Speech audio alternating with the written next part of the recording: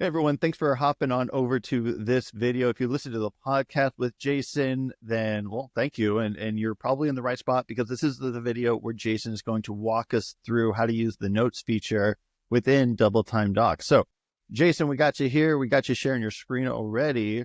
Why don't you go ahead and walk us through how we can get started with daily notes?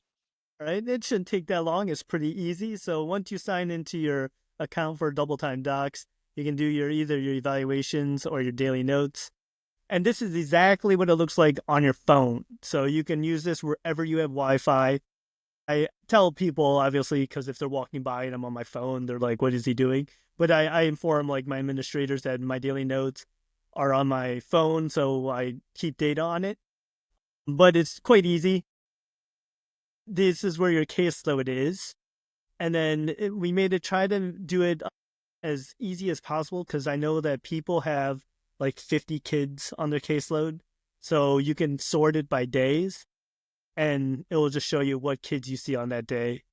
And it looks like you also have a search bar there. You could just search by name really quickly. Yeah. So it's pretty easy.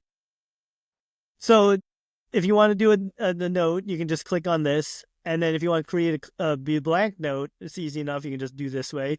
Or like if you listen to the podcast, we talked about duplicating a note. So if I just saw a kid last week and I want to see what his note is, I can click on it. And then here's the note. There's a section for comments. You can write a note here. You can upload a photo if you want to do a sample, because I guess we didn't talk about this in the podcast, but a lot of the samples, if your binder and your car or your files get, very fat and thick with a bunch of samples. So this is much easier to just take a picture, send it, or upload it, and then it would also show up on your daily notes when you print out the daily notes. And then I usually just send samples home to the parents, so it actually looks like they did something during session. That allows you to send it home without worrying about needing to keep it. Because sometimes you're like, wait, should I send this home with the kid, or do I need to keep it for documentation? But just take a picture of it, upload it, since you're already doing your notes on your phone. That works. Yeah, see, let's see if I can find a photo. All right, I almost took a headshot of myself. And then, yeah, you can just upload, and then it shows up there. And then here are the goals. So I only wrote 2 goals for samples. But this shows you the graph of the progress of the goals as they go through. If you want to see if he, and the percentage, you kind of have to determine yourself. Obviously, if 1 out of 2 trials is 50% or whatever, or if they're doing like notes, 26 letters out of 52 is 50%. So you can always just increase it. You can just increase it this way. And then as you see, the note has a little fun feature. It kind of does it automatically. And then you can just do this one and then increase it by however many percentage points you want. And then when you push return, it goes up. And then, the graph is a good way to look and see the kid's progression line.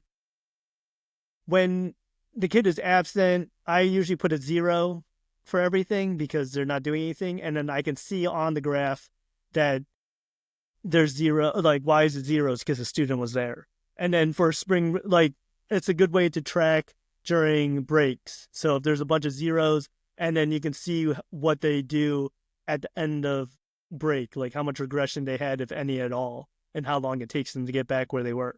And that's what we talked about a little bit about ESY. So that's pretty much it. And then you can click which type of session, and we have a bunch of options here. And then however many minutes you can change or whatever. Everything's obviously editable. And then if you want to add a caseload, that's easy enough. You just add student. And then I haven't quite figured out the best way to make this not as tedious as just filling in every single information out, but haven't figured that out yet. And then, and another good thing is, if you're, a lot of the students we have them for more than 1 year. So instead of making a whole new student, you can always create their new IEP under their demographics. So you can keep adding the start date, end date, and then create IEP. let's just make one up. And then that brings up the fact that there's a goal bank, your own custom goal bank. We did discuss, my business partner and I discussed doing a goal bank for everyone, but everybody writes goals differently. Some are good, some are bad. And these are just samples, so don't judge mine. But they have, you can, and this actually connects to your evaluation template too. So the same goals that are recommended on the evaluations, transfer over here. And it's pretty easy. You can either use ones that you already have, so you just copy and then paste here, and then you can do create goal, and then it shows up here. Or you can follow these prompts, and then if you have a new goal, you just put underscore, which replaces his name, and we'll say like, Will tie his shoes.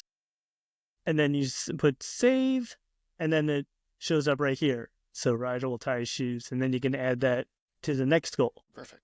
Yeah, and then you have 2 goals, and then those, because for the most part, and maybe I don't think I'm the only one, but I use like a goal bank of like 20 goals roughly for everybody, and I just kind of change some of these things like over here, but instead parameters. of writing out all your goals every single time, if you have so many students, is kind of very time consuming. But for the most part, that's pretty much what. And then it has all the IEPs you worked on for the student. And then that's pretty much it. So we try to make it as simple as possible. And any of like, if any of you have any comments on things, like I just put a year. Provided a move-in stick cushion or pencil grass or whatever. And then you can just change the notes and change the date or duplicate it. And then it gives you this note saying you're duplicating it. And all it did was change the date. Yeah. Awesome. Yeah. And I like where you do have the note, like could, if I wanted to, especially from my phone, I could hit that little microphone button and I could actually use speech to text if I wanted to input my text there where you have text, or copy and paste from another tool if you absolutely had to. So yeah, very cool. I like it. Yeah. Thanks for sharing, man. No problem. Easy enough. See, if it took you this short to go through it, imagine how quick it is to do all your notes. Hey, one more thing. You have the caseload over on the left-hand side. Is there any other way to see that? Or is that basically, because I know you can click on like the different days, right? Does that populate somewhere else? Or is that like in the calendar view or anything like that? Or is it just basically what you have there on the left?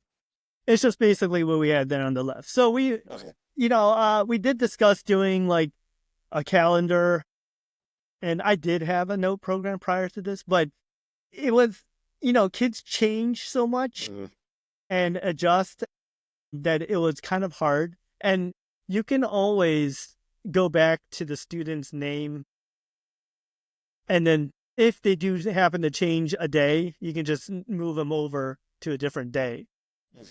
And then it automatically saves, and then you can just, back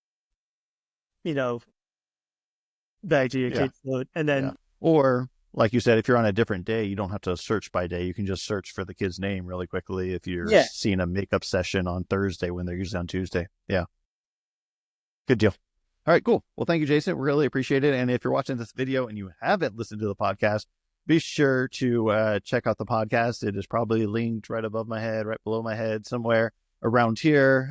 Check it out with Jason Gonzalez, where we go pretty in depth into everything about session notes, what you should do, what you maybe shouldn't do, and where you should find out exactly what you should do. So go ahead, give that a listen, and I hope you enjoyed this video.